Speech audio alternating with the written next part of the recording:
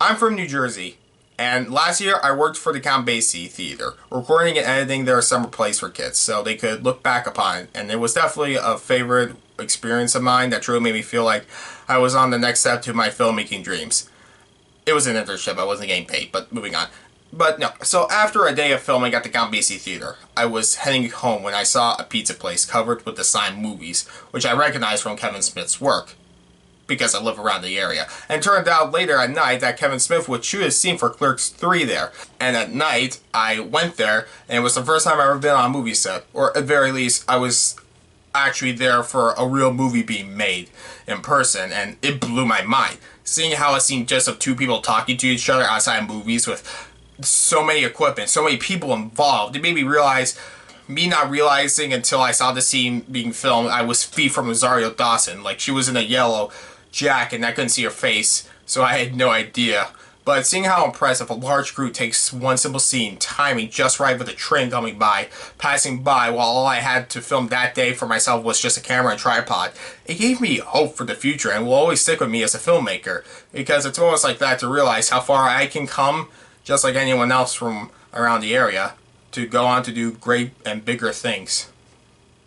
With that said, though, I was almost going to be biased about my feelings about the movie just because I had that experience. But I'll be honest, the movie was mediocre at best. To me, anyways. Objectively, I guess you could say it's okay, but I don't know. I'm sorry, Kevin Smith. So I'm not actually, because I'm not, okay. I'm sorry, Kevin Smith, and my neighbor who works for him. In fact, you know what? And I want to make this clear. I am not an expert on Kevin Smith's filmography. I mean, as much as I grew up in the area, I don't think I could watch his movies growing up because, you know, his work. But I actually got this picture because my neighbor works for him. I'm not pointing to which one it is, so therefore you can't figure out who my neighbor is if you want to meet him. But that's not the point. But I am thankful that he gave me this because this is a really cool signed autograph and I've had this for years. And even though I'm not the biggest expert on Kevin Smith's work, I will always appreciate this and have this on me because this is just cool. And I am thankful I have this. With that said, yes, I'm not an expert on Kevin Smith's filmography. I've only ever seen Clerks and Chasing Amy in their entirety, parts of Dogma and some of his movies, but he's not a personal favorite director of mine. I respect the hell out of him and what someone like him did. And coming from New Jersey, wanted to do the same thing. I looked up to him in that regards, but most of his work I like to a point, but his humor is too mixed for me to like his movies entirely. Sometimes I'll laugh my ass off and then I'm like rolling my eyes. Even though there is a great story to watch, like, I do think he's good in his dramatic work, honestly. More so than his comedy. Which I know is a weird thing to say, but I think that's true. I think he's honestly better writing drama than he does comedy. And I enjoy his movies, but I don't love them. Now, I like from the trailer the idea for Clerks 3 with Dante, played by Brian O'Halloran, and Randall, played by Jeff Anderson, making their own movie after the latter suffers a heart attack and decides to recreate the first movie. Okay, yes, in the universe of the movie, in the Clerks universe, I know he has a name for it, the universe, because it's a shared universe before Marvel even had the cinematic universe, but I don't remember the name. View Atkinson, I don't know, that's actually how, whatever. So yeah, they make a movie about their lives, which is the first movie, with parts of the second, but you know, yes, Kevin Smith but in real life, everyone going into this probably knew, Kevin Smith had a heart attack too, which inspired him on how to conclude the trilogy that gave him his start. But putting that aside, I really wanted to like the movie, or say it was okay, but it really isn't. I will always look back on this movie more for what I said in the intro about the impact it will have on me, rather than the movie itself. I didn't even watch this in theaters since it's limited screening. Okay, I didn't even watch this in theaters since it did come out a couple weeks ago, but there's a good reason. I was not paying like $18 to $20 a ticket for this. Like, no, that's way too expensive for movie tickets. I hate how expensive movie tickets are these days. And for how cheap feeling the movie looks, I made the right call. I'm not saying he deserves to lose money on this, I'm just saying. Okay, I'll get into this. So the movie opens with the gang playing roof hockey, with My Chemical Romance's Welcome to the Black Parade playing over the opening credits, which was a fun way to start the movie.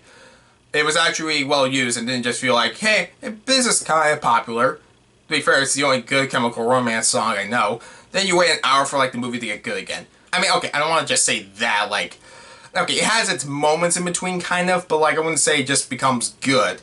So, the movie opens with Randall having a heart attack, and he thinks he's wasted his life, and Dante gives him the idea to make a movie, you know. So, Randall's like, hey, let's make a movie about my life. Not our lives, but my life. That's part of his character. And after convincing Dante, Dante helps agree to produce it, with them going through every friend Kevin Smith could agree to cameo in the movie for this audition scene, which I will bring up as an example with my problem with the movie. Because within the movie, the people he knows personally who cameo as people who are auditioning for Randall and Dante within the movie, my head hurts. And yeah, the cameo scene was kind of funny. Like, it was nice seeing Freddie Prinze Jr. again, but, like, with 20 cameos in a row, it went on for way too long, and it amounted to nothing since Randall says he and Dante will just play themselves. I wouldn't say the movie is full of padded moments, but it definitely feels like a lot of scenes just go on for way too long. Anyway, so yeah, like an hour in, this leads to them recreating their moments from the first movie with them now old, and I'm kind of glad that the whole movie wasn't just this. Like, from the trailer, I was worried, like, that'd be the entire movie, would just be them making the movie, but there's a lot to it outside that. This leads to them recreating their moments from the first movie with them old now. But those were the best parts of the movie, since it was nice to see how people would want to react to the same comedic slice of life moments from the first, like them trying to figure out how to actually make it feel like the exact same thing, or some of the people overact because they're like, oh, we're on camera now, or even my favorite joke, like someone thinking they're being racist for saying they know someone who takes Asian design classes, and whether or not they themselves are Asian, but going with how Smith's humor is. In another scene, a black woman says that since the movie is in black and white, she says, I'm seeing a lot of white, but not a lot of black. That's so stupid, I don't even know what that means. I mean, I hear what she's saying, but, you know. Anyways, the humor and the charm of the characters kept me engaged, though, throughout the movie. Since Dante is suffering a loss, and as someone who only saw parts of Clerks 2, so I could catch up for this movie, I'm sorry I didn't watch the entirety of Clerks 2. Actually, I'm not. Moving on. I didn't mind them killing off this character, which I know some people did have a problem with, at least from what I read, but which, yes, made the scene I did watch getting filmed now have a different context going in. This was the scene I was watching right here. But the problem is Randall becomes way too unlikable in the movie. Like, being dumb and oblivious is one thing, but it's not like the movie they are making gets backed by a major studio or something. Dante produces this whole movie, yet whenever you compare Randall's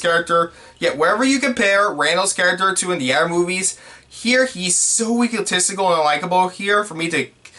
I couldn't care for his arc by the end. And then also, speaking of how cheap I said the movie was, or feels, you know, so many scenes are just back and forth of medium shots, and that's it. There is barely any variety in the cinematography for any conversation. Like, I would take an over-the-shoulder shot once in a while or anything. It's just, I don't know, it makes scenes a lot feel like, okay, I'm saying something to you, I'm saying something back, and, you know, it feels like, okay, it's not even that it feels slow, it's just, it's so basic, I'm wanting a little more, and I don't think that's too much to ask. Like, I can put ways to put it, it definitely feels like the way like, when I saw the movie being made and I saw how over-complex just one shot took, I at least can say there should have been more shots that weren't just, I don't know. But, you know, I'm still in filmmaking school, so, you know, granted, you know, I could just be watching movies the rest of my life, and then I know how to make a movie in my 50s. Anyways, the movie does have a lot working for it, though. Like, I did enjoy Brian O'Halloran's performance, especially when he gives Randall this speech telling him that he doesn't deserve to make a movie during the end of it. And it's honestly one of my favorite monologues this year, and proves to me Kevin Smith could write good drama, because I said he could. I mean, he passed on Good Will Hunting, which I think was the right thing to do. But regardless, I still appreciate Smith's work, and this movie isn't awful. I enjoyed it, but it's lacking heart. At least in the right places. And while I appreciate the movie's ending with Dante, he is honestly the only character in this movie I like, so that makes sense. But with it being half about him and the other half this unlikable prick, like, I appreciate the actor playing Randall. He does a good job, makes some of the lines funny, but he's so unlikable, it's not enough for me to say it's okay, or the conclusion makes it really feel like I don't know, I felt something that much.